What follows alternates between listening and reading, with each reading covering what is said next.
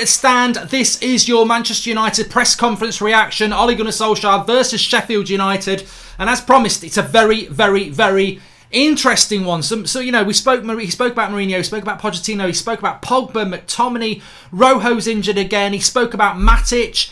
Really, I've got to say, all in all, it's a very, very interesting press conference, and you'll take positives from it and you'll take concern from it, because the big line that stands out for me, and I don't want to go too big on it because I think you could go really big on this and get very angry with it, but I'm going to give the benefit of the doubt to Solskjaer and say, has this been lost in translation? Because he was talking about Rashford, talking about United in the week and being very positive about give it time and all this nonsense that the club are putting out there.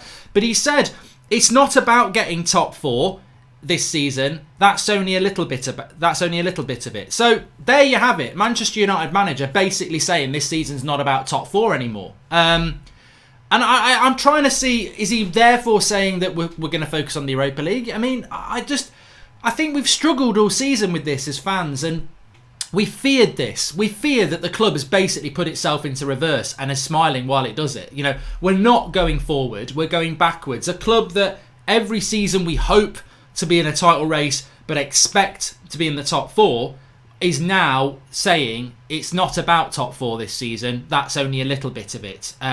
It's almost like top four now would be a nice to have. And I know that top four's gone, but it's not like, you know, it's the manager, it's the board, and it's the players that have messed up top four. Like, you are the incumbents of the reason that we're not getting top four. You can't just sit back with a grin on your face and say this season's not about top four. You messed it up. We should be about top four, and you messed it up. So that was a little bit disappointing, but maybe we can pick up on that in a little bit. That's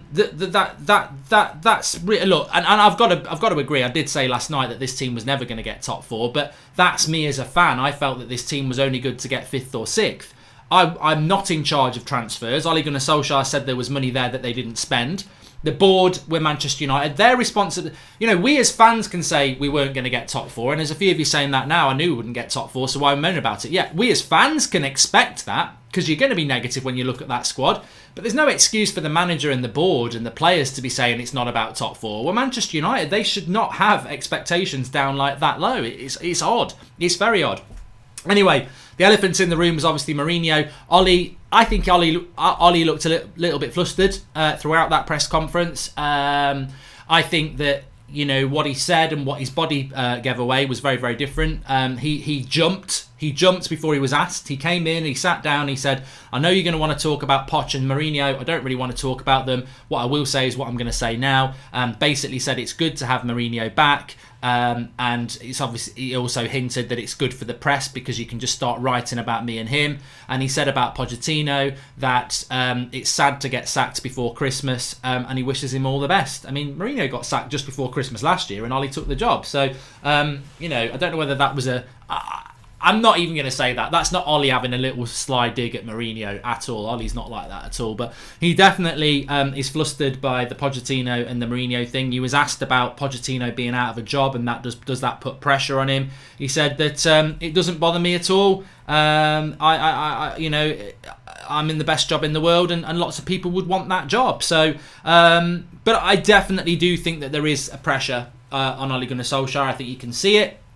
I do feel a little bit sorry for him about it, but as a football fan of Manchester United, I think it's good to be under pressure. I think it's good that there is, you know, not an easy ride ahead. It's good that he's going to be tested. It's good that, you know, we're sort of saying that no more inconsistency. And to be honest, he said that himself. He said that, you know, what United need to do now is find consistency. What were the words he used? He says consistency. It's now about consistency. We've turned a corner in the last international break, and now it's about consistency. And we were speaking about this on the show last night. It is now about consistency for Manchester United. We've got to go and win games. But the big news for me, it's not really about Mourinho and Poch. We can talk about that in a moment, and we will talk about what he said about Nemanja Matic. I find that I hasten not to use the word disgusting, but as we know, Nemanja Matic this week has liked or said something about when he was linked to a move to. He said, "Oh, Mourinho's back at Spurs." they'll be ringing up Matic now, and he smiled and laughed about it. He did a smile and a laugh, laughing and he liked it basically on social media. So Ole has come out and said, well, social media is a circus, and Nemanya's got a sense of humour. Yeah, but Ole, straight after the Southampton game, somebody said Matic should be playing in the midfield. Ole doesn't know what he's doing, and Matic liked it. So he's taking the piss, mate. Like, it's not a sense of humour. He's taking the piss. He's taking the piss out of the club. He's taking the piss out of you. But I predicted this. I said this last night as well. When it comes to Matic, he's mentioned him 3 times in that interview today about injuries and having him back and how great it is. He'll bloody pick him. He's going to pick him. And that's what's going to happen. And I just hope Matic is gone in January, because I don't think it is having a sense of humour on social media, because you are a crap player for Manchester United and you've been crap for 2 years and you're sat there on your social media having a sense of humour. I tell you what, if you are underperforming at your job, don't start doing banter on social media to millions of United fans who are, to be frank, fed up of you. So, and also, banter's only banter when it's funny. And if banter gets misconstrued as being a knobhead, then that's not banter. So I don't care whether Matic has got a sense of humour. His performances on the pitch are dreadful. Don't be doing sense of humour things about leaving the club, or you should be starting in the team. So I think Ole on that one, I would hope that that's just deflecting it, and behind the scenes he's giving him a bollocking. But I don't. It doesn't seem like it. And this always makes me think about Sir Alex, and I don't really want to think about Sir Alex because that was a totally different time. But if there was a player, a Manchester United player on social media, and I know it didn't really exist then, you know, liking posts about leaving the club and liking posts about the manager not picking you, then you know what would happen. You know what would happen. Mark, do you think Ole could go down as your worst manager, says Zayn Miassi? Well, no, I don't think we're having that sort of conversation at all. I mean, we're just responding to the press conference. We've not even started speaking about the football yet. I think Ole looked flustered about Poch and Mourinho, and he tried to get in there early, and I understand why he did that. I think the way that the Matic thing has handled is quite minor, really, but it is irritating because I just don't think footballers who are not performing on the pitch should be taking the piss and having banter. It just gets totally misconstrued. The worrying thing that is not Ole's fault here, and I don't it's not Ole's fault that Mourinho's back at Spurs, to be honest, is it? I don't like the statement it's not about getting top 4 this year. That's only a little bit of it, because I think let's keep lowering the expectations again. I mean, how much more are you going to lower the expectations? We're already in the basement. But very, very worrying about Pogba. And very, very worrying about McTominay. Red Baron says, we got very lucky with a Rashford free kick. The tactics are still bad. Like you said, absence makes the heart grow fonder. I see nothing from this manager if we want to progress like a big club. Well, look, I'm not going to change my opinion. I actually do think that Manchester United are going to go on a good run, starting with Sheffield United. But it's going to be very, very difficult. So the latest on injuries are this. McTominay is going to be out for a couple of weeks, which for me puts him out of the Spurs and City game. I mean, knowing McTominay and his absolute determination to run through brick walls for the club, I wouldn't be surprised to see McTominay back for the Spurs game and certainly the Manchester derby. But it's a bad injury. It's an ankle injury, so he might not physically be able to get back, considering he hasn't trained for 2 weeks and won't probably train for another week. So it's going to be difficult for McTominay to get back. Pogba, really interesting. We'll talk about Pogba. I just want to say Rojo's injured. I've said this for a while.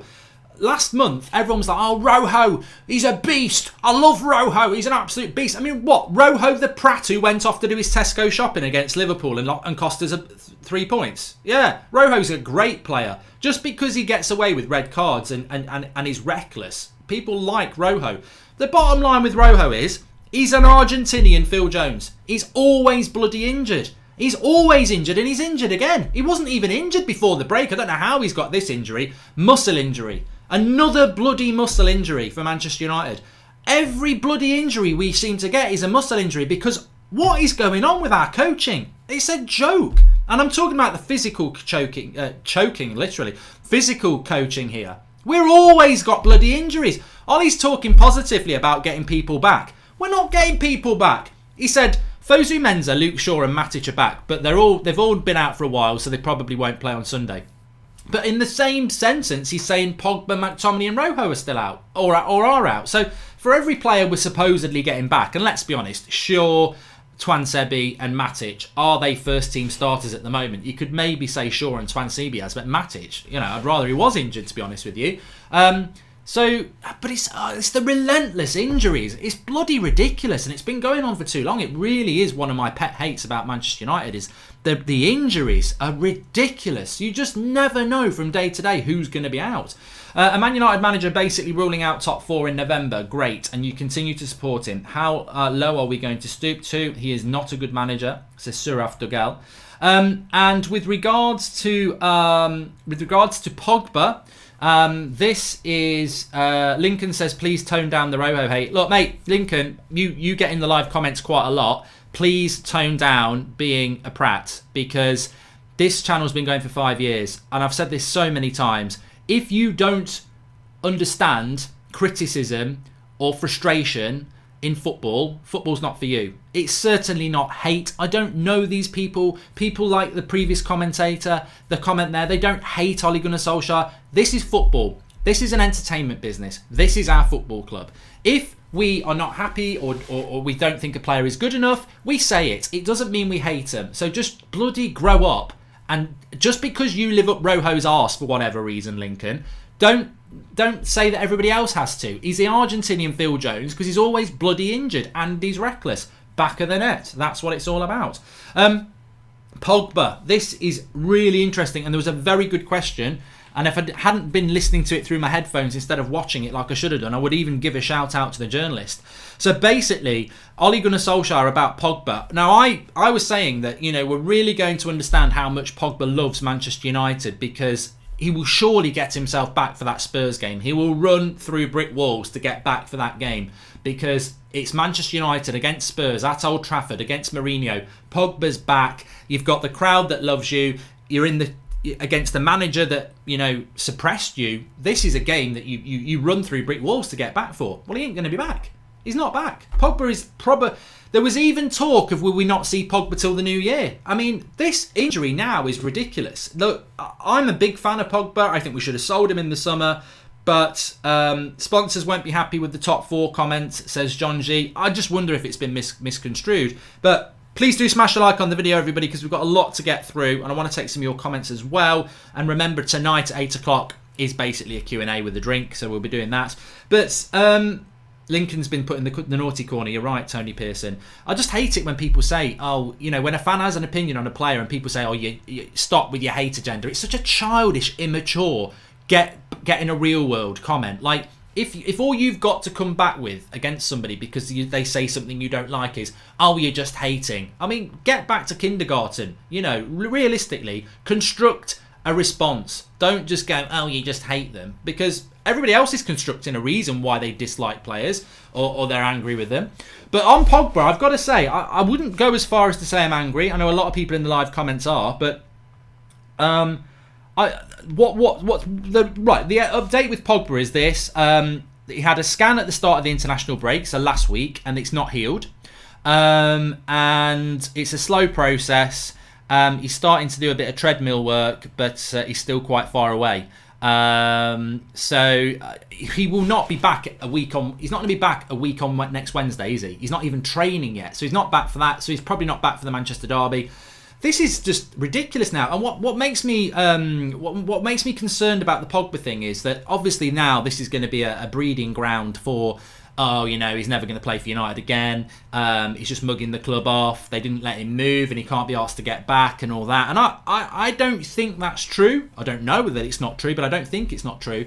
But what Manchester United Football Club don't realise is that information's out there that gets contradicted. At the end of October, there was a story that came out that in relation to Pogba's injury, if this was the sort of injury that is in the player's head, like medical people can see that there's an injury there, but it's all about the pain threshold of the player and when he comes back. Now we're being told he's had a scan and it's not healed. So what's true? He had a scan a week and a half ago, but a month ago we were told this is the sort of injury that scans don't really tell you what the problem is. It's about when the player's feeling less pain. But now we've got a scan saying it's not healed. So one of those stories or bits of information are not true. There's a lot of uncertainty about Pogba's injury. But the main thing is we've got a midfield crisis. McTominay is out. Pogba is now out, and they're probably both out for Spurs and Man City, which means however you construct it, your midfield is going to consist of Fred, Matic and Garner or Pereira. That's our 4 midfielders. And yet again, we're in this scenario, and Ollie was asked about this, are you looking at midfielders in January? And he basically said, well, yeah, it's an area that we need to look at, but, wouldn't be any more committal than that. And why would he be? He's not going to give away who he's going to be looking at. But that midfield area is a joke. And when we're struggling, we're striving for consistency, games are won and lost in the midfield. And we're in trouble. We're in trouble in that midfield. It's not on sale, that mug, Mike. It's an absolute classic old school United stand mug. I got it a few years ago, so it's not available on... These are available though. You can get your Christmas jumpers and this. This is brand new, the jumper range. The link's in the video description. The club's run by bad businessmen. They're messed up. Their strategies, they suck analytically, and their resource allocation is the worst, says Pradney Wadke. I don't think I would disagree with you on that one. Players, Pochettino, Jose... Poch pressure, Pogba's not healed yet, it's not about getting top 4. So yeah, Mark, the problem is you don't talk about rubbish British players. Have we woken up a few people who just don't watch the show today? Like, if there's... I don't talk about rubbish... So I've had a pop at Rojo now, and I don't talk about rubbish British players. Sort him out, live comments, because I think we all know Lingard gets it all the time. Phil Jones gets it all the time. Who else is English and gets it? Ashley Young, yeah, he was English last time I checked his passport. So that's a load of nonsense. That's an absolute load of nonsense. Rojo is injury prone and reckless. I don't rate him, and even if you do, I've always said, what is the point in having a world-class centre-back if they're always injured? I'd get rid of them and get a top-class centre-back who's always fit. Because ultimately, it's about being on the pitch. Hate was probably a strong word, says Lincoln. No, I know you're a good lad, Lincoln. I just think let's have a constructive argument. Say to me what you think is positive about Rojo. He should give Aloha Traore a chance, says Bill Spacey. I really like him. I don't know whether he's ready from the youth setup, to be honest with you. The fitness staff need to be fired, says Stone420. I agree with that. And Shane Buckley says, questions must be asked about the players. How can all these players hide behind managers and Pogba when they're paid double what Liverpool and City players earn, says Shane Buckley. Well, yeah, I mean, look, it's going to be very, very interesting. I mean, Luke Shaw is back as Africa. Luke Shaw is back, Twansebi is back, and Matic is back. But in the same breath, Ollie is saying they haven't played in a while. So they are back. Do they get thrown straight into the Sheffield United game? I mean, one option would be to play Twansebi or Phil Jones or somebody in the midfield. I mean, that sounds ridiculous, but or Lindelof, But then again, we haven't got enough centre-backs for that now because Twansebi's only just back and Rojo is injured. So we've only got 3 choice centre-backs now at the moment. We've got Lindelof, Maguire and Phil Jones. So this is what I mean. Rojo, if he's going to be injured all the time and Phil Jones is injured all the time and then Twansebi picks up an injured, so suddenly you've only got 2 centre-backs. And that team is just...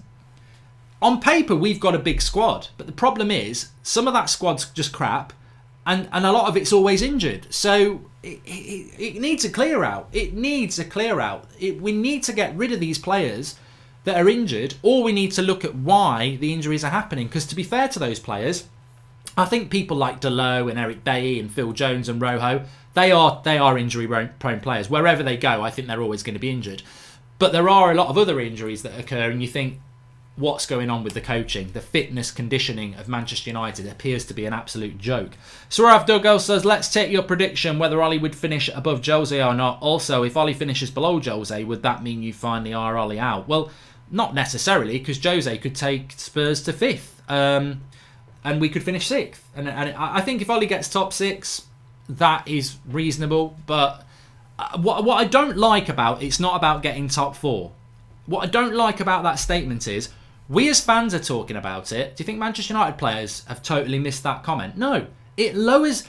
What I've been on about this for months. I don't like... Give it time, it's all about the future. I don't like that. Some of you do, I don't. Some of you agree with me, some of you don't. That's fine. We're fans, it's fan opinion. That's absolutely fine.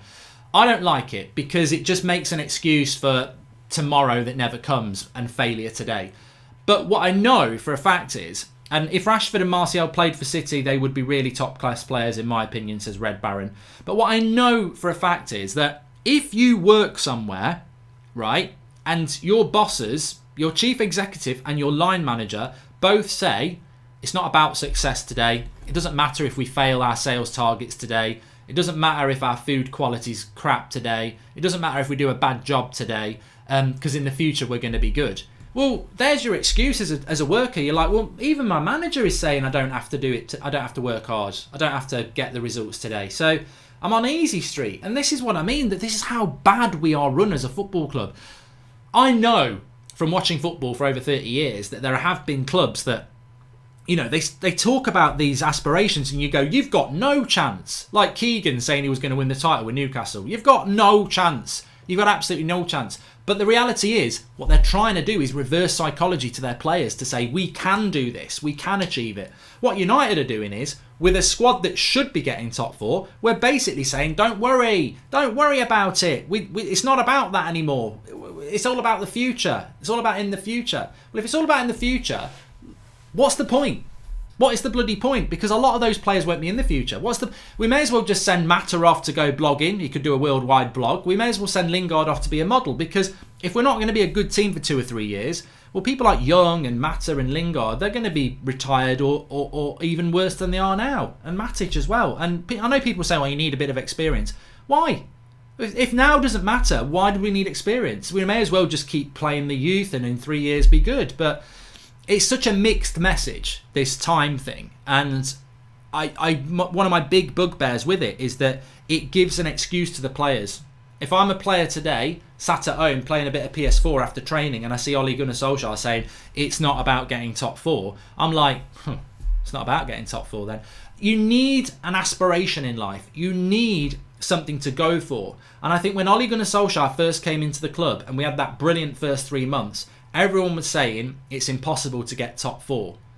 And he very nearly did it. And they had that goal and they had that determination and they wanted to prove people wrong. It's the same manager with a lot of the same players in exactly the same position. How many points off top four were we when Ole Gunnar Solskjaer took over? It was around 10. How many points off top four are we now? Around 10. So Ole comes in as a caretaker manager and goes for top four and nearly gets it by getting, you know, the players motivated and making them go for it. A year later, he is the manager of Manchester United. We're in the same position in relation to the gap off top four, and we're not motivated. We're not going for top four. We're like, oh, it's all about the future. It's a weird change of mentality, and what frustrates me the most is we've got a manager who can do that. He very nearly did it last year. He has got that in him. But we seem to have just took our foot off the pedal and gone into free fall. And I don't get it, because we were in free fall under Mourinho and Ole got us back. He nearly got us top four. And then we've dropped again. And I just don't get it. I don't get the message the club are trying to put out. If this season ain't about top four, what is it about, says Jordan Such? Because to be just relying on winning the Europa is a very dangerous game, especially with our manager is. Yeah, it is, because knockout football, you can get a dodgy referee, a dodgy decision, a few injuries, you know, a bad game as a team and you're out. Mr. Glenn Johnson, Ole is putting pressure on the board by saying there's no top four this season. You're lying to yourself if you think these players are good enough. But Mr. Glenn Johnson, I've already answered that, and I know you probably put that comment in a few minutes ago, but I've already answered that. I went into this season expecting 5th or 6th, but I'm a fan. Manchester United expectations should not be the same as me. Mine were realistic. When we didn't sign midfielders, I felt we would struggle to get top four. That doesn't give a free ticket for United to say we're not going to get top four. And also, last season, we nearly got top four with a squad that's worse than this year, because Wan-Bissaka, Dan James and Harry Maguire have made us a better team in some ways than the one that had last year. Having said that, the midfield is worse than last year. I think the attack is better. I think Sanchez was a drain, and I think Lukaku would have been a bench player anyway. But so there's not huge differences between the squad last year and this year. And last year we were in a fight for top four. This year we're nowhere near it. So I wouldn't make excuses. I really wouldn't. Could there be an element of Ole keeping his cards close to his chest? I'm certain there are internal targets in the club and with individual players, says Lee Galdar. Yeah, definitely. I don't expect Ole Gunnar Solskjaer to talk about players that he's going to sign in January. For one, it's still a month, 6 weeks away. And for two, I totally agree with him on that, and I think United have got to make signings. Jared McCormack says Allegri, Poch, Nagelsmann, or the Ajax manager, who would be the best fit for now at United? Look, Ole Gunnar Solskjaer is the manager of Manchester United at the moment. You might not like that, you might have concerns about that, but he is. Ole Gunnar Solskjaer spoke about Mourinho and Pochettino, and when talking about Pochettino, he says it's sad to lose your job before Christmas. I personally think, as soon as I heard that statement, whether it was intended or not, I thought, there's a manager saying, don't sack me before Christmas. Now, I don't know whether Ole was saying it for that reason or not. Maybe he genuinely was just talking about Pochettino. But as soon as he said it's sad to be sacked before Christmas, I was thinking, those Spurs and Man City games, lose both of those, I think there will be a lot of fans who are saying, well, there's a lot of fans saying it already, so it's not revelationary for me to say this. But if we lose to Spurs and City, I think there will be fans saying, get him out, which would mean Ole sacked before Christmas. I don't think that's going to happen. I think we already know this club is going to stick with this decision stubbornly for as long as it takes. But as soon as Ole said it's sad that Poch was sacked before Christmas, it just immediately, and you can't help that sometimes, how your mind interprets words, immediately I thought, is that makes me think how sad it would be if Ole got sacked before Christmas. And maybe subconsciously that was something Ole was giving away, or maybe was giving it purposely. Maybe it was a vulnerability of him to himself, unwittingly saying it, or maybe he purposely was saying it to say, don't sack me before Christmas, or maybe it was the other way. He wasn't saying that, but subconsciously he's let that out. It would be very sad to be sacked before Christmas. I don't know, maybe I'm reading too much into it. Charlton and Fergie sit in the stands week by week and just think, well, what the fuck happened here, says Aidan G.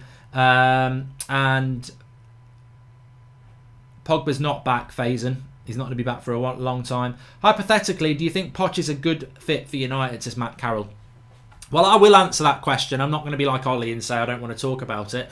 And because you've said hypothetically, I was thinking about this last night, Pochettino, because my personal stance is I don't think Pochettino will come to United, and I don't even know if he's the right man for Manchester United, to be honest, but I've always said this, that if Ole fails, what is the right thing? I think Mourinho was the right person to go for, to try that. Van Gaal, you can understand why we did that. Moyes was a waste of time, but it sort of shows that we went for a Premier League proven manager. Ole, we've gone for the legend, whether it's the right one or not. So if Ole got the sack, wherever we go, there is no guarantee of success. We've tried virtually every target or every type of target. So why not try a Pochettino who is Premier League proven, who has done very well on very limited resources, but also has traits that would concern me. He's never won a trophy. He is a little bit stubborn in relation to his tactics and the way he changes things. I don't know is the answer, but to be honest with you, if Ole was sacked, there is no right answer anyway. So that's part of the consideration why people don't want Ole to go, because they're like, well, what else do we go for? So hypothetically, I think Pochettino would be a consideration. But having said that, whoever came into United, or whether Ole stays, it never changes the fact that the board are incompetent. And actually, they all they're bothered about is taking money out of the club. So that's always going to be a handicap for any manager anyway, and we know that. United are the Barcelona in England, and in November it's not about top four. Scandalous, says Jordan Such. And Munash says, facts is that the squad top four quality is not. It's not. Let's not lie to ourselves that squad needs to improve. Stop making Ole's job harder. I don't like those sort of accusatory statements that I'm making Ole's jobs harder. I'm just a fan talking about football like you lot are, and that's what fans do. I'm not making his job any harder. I think you make your job harder when you can't beat West Ham, when you can't beat Bournemouth, when you can't beat Southampton, when you can't beat Crystal Palace. That's making your job harder. I've got total and utter understanding that squad is full of duds, and that means that they're not good enough.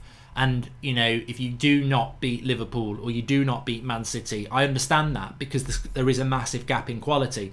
But I'm not making Ole's job harder by saying we should be beating West Ham or we should be beating Newcastle. He's making his job harder there. He should be winning those games. So, let's not try and say that the fans are overreacting. This has been going on for the end of last season into this season, this odd inconsistency against teams that we should beat. I don't agree with patience in relation to that. I'm sorry, I don't. I know you do, Manash, and I totally respect you. It's your opinion. But I don't agree with patience in relation to that. I think it's unacceptable. And Ole knows it himself. I mean, why are fans wrong to highlight the fact that some of the results this season have been shocking? Ole knows it himself. He's spoken about consistency. Now is the time for some consistency. We feel we've turned a corner. Now is the time for some consistency. And I think we will find it. I think we will beat Sheffield United. I think we will beat Villa. I'm concerned about Spurs and City because I expected Pogba and McTominay to be back for that. And the midfield is where games are won and lost. But look, let's pick that up later tonight at 8 o'clock. It's the Friday night show. It's always a good show, that one. So make sure you join me live at 8 o'clock tonight. Aidan G says, if we keep going through manager after manager, at what point and how will the club as a whole come to the conclusion that the board has to go? It's been going since Fergie left. And what I was thinking about last night, Aidan G, and I'll let you think about this and come back about it at 8 o'clock tonight. Please do smash a like on the video, everyone. It'd be nice to get 1,000 likes while we're live. Subscribe if you're new, and if you want to get your United Stand jumpers, we've got the Christmas Cantonara as well. The link is in the video description. Christmas is coming. But I'll hold this thought. I genuinely thought this today. If we sack Ole Gunnar Solskjaer, we are in big trouble as a fan base. And we may already be in trouble anyway, because if people have lost patience with Ole Gunnar Solskjaer, rightly or wrongly, and they want him to go, this is a club legend that everybody loves, and we've lost patience in a year. What chance does another manager coming in, like a Pochettino, or a Nagelsmann, or an Allegri, who's got no association with the club, a couple of bad results, a couple of bad tactical decisions, and we're going to be wanting managers out after 3 to 6 months. This is what, I'm not blaming the fans here, this is what Woodward and co have caused. They've turned us in to this club that is such a mess that as a fan base we are pushing managers out after no time because we can see the issues, and the issues are always from the top. We need to get the board out. We need to get the owners out. That's what needs to happen. That's the only way we're going to get stability. So I'm not saying that fans who are saying Ole out are wrong, or Mourinho out, or Van Gaal out, or the next manager out are wrong. I'm not saying they're wrong. I'm saying that this board has cultivated this toxic, lack of patience, frustrated fan base that is pissed off and fed up. And we need some clear ownership at the top that's in tune with the fans in relation to what we're doing. You can't just keep talking about the future. You've got to actually...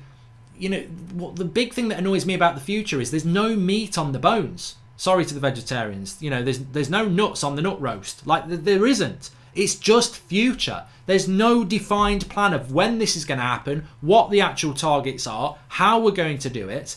It's just words. And the only way we're going to do this is with proper ownership and proper leadership. And we lack that. And it's destroying the club from top to bottom. Anyway, thanks everyone for watching. I shall speak to you all soon. And 8 o'clock tonight.